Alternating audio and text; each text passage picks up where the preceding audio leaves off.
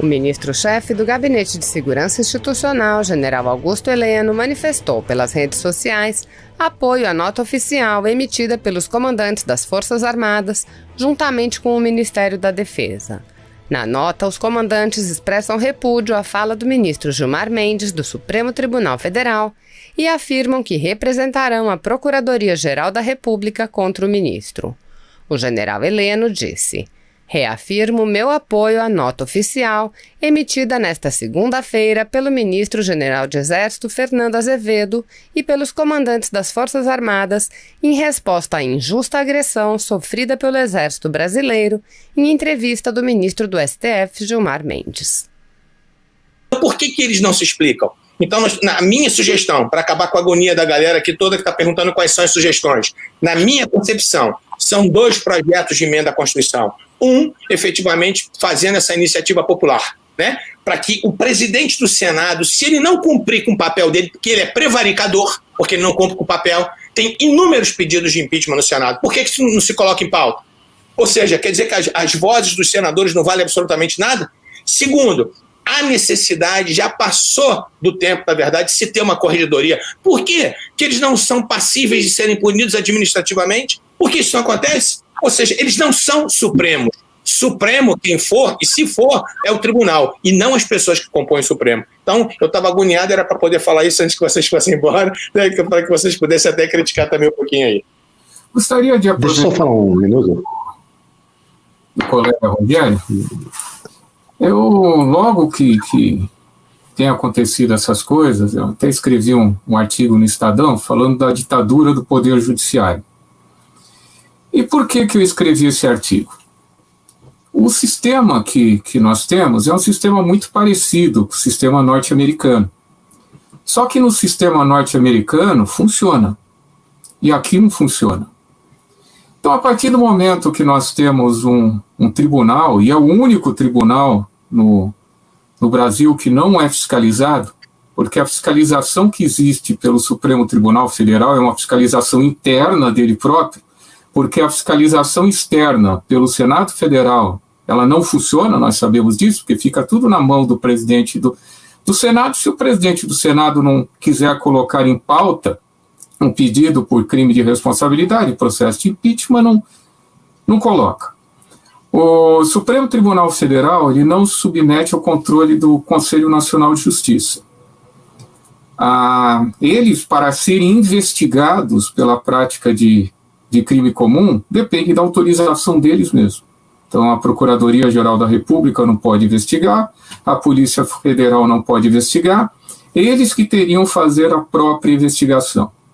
Então, nós temos uma corte que não submete a nenhum tipo de controle. Isso é péssimo para a democracia, porque todo poder tem que ser controlado. Todo órgão jurisdicional tem que ser controlado.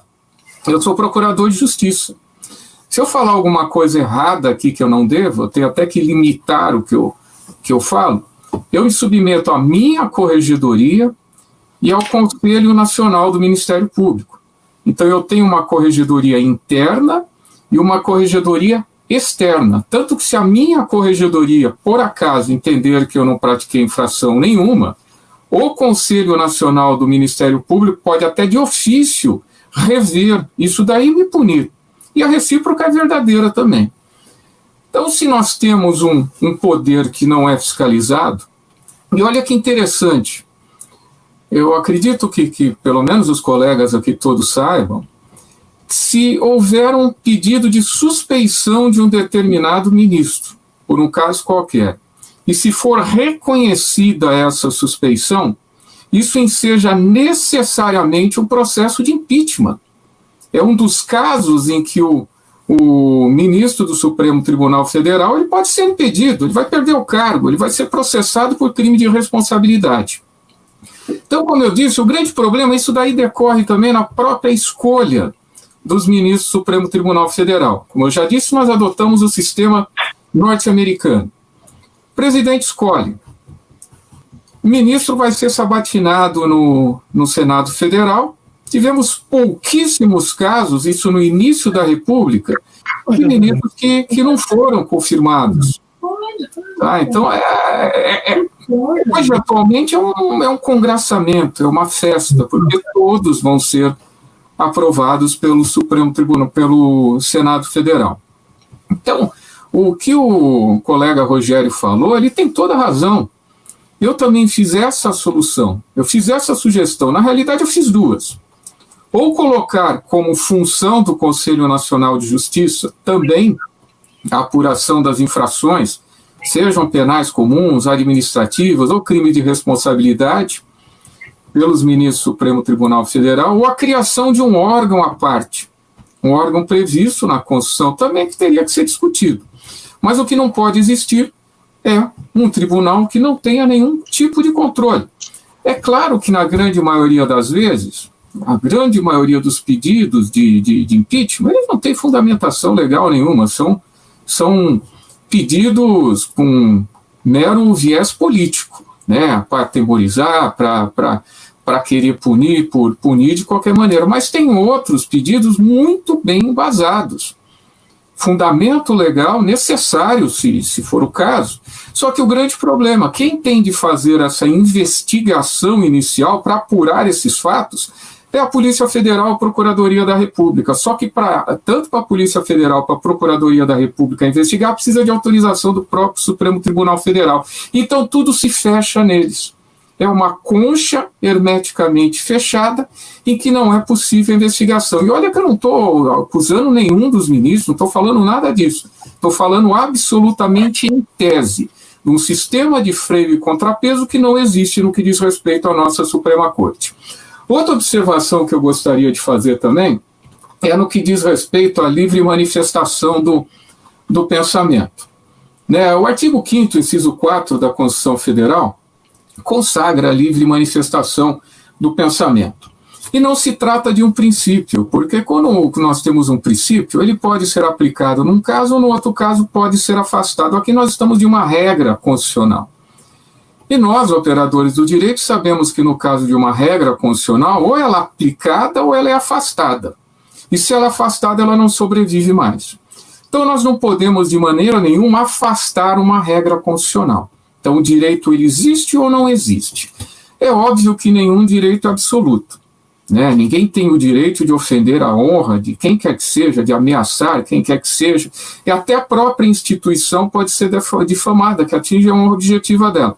Não pode. Ninguém está defendendo aqui que pode haver críticas que ultrapassem o limite e possam ensejar uma infração penal de um crime contra a honra. Isso daí pode acontecer, é óbvio que qualquer pessoa poderá praticar um crime desse. Mas o grande problema é que o ministro do Supremo Tribunal Federal, eu como membro do Ministério Público, a partir do momento que nós abraçamos esse tipo de profissão, a nossa intimidade, a nossa vida privada, a nossa imagem, ela é reduzida. Não que a gente não tenha, lógico que nós temos, mas nós temos essa redução. Nós temos que aceitar muito mais as críticas do que uma pessoa comum. E o que diferencia um crime contra a honra, contra a livre manifestação do pensamento, é o elemento subjetivo, é a intenção efetiva de se ofender alguém, é a intenção efetiva de se ameaçar alguém. A partir do momento que nós simplesmente te criticamos de uma forma mais contundente, isso é livre expressão do pensamento. Se nós não formos aceitar esse tipo de crítica e começarmos a censurar, qual que é o primeiro direito que é suprimido num regime ditatorial? É o direito à crítica. E logo em seguida vem o quê? A imprensa livre, que é a que mais critica. Então, se nós não tivermos esse direito de crítica e uma imprensa livre que possa criticar, nós estamos num regime ditatorial. Se existe um órgão que não aceita a crítica, e essa crítica, óbvio que ela não pode ultrapassar o limite do crime contra a honra. Ninguém pode xingar a mãe do ministro aqui, isso não é crítica. Ninguém pode ameaçar de morte o ministro, isso não é crítica, isso é crime, isso extrapola os limites da liberdade de expressão e pensamento. Só que, como eu já disse, as pessoas, quando detêm um cargo desse tipo, elas têm o bônus, mas também têm de ter o ônus. Elas devem aceitar todo tipo de crítica, desde que não extrapolem os limites necessários. Porque se isso daí acontecer, aí nós entraremos num estado de exceção. Tá? Obrigado.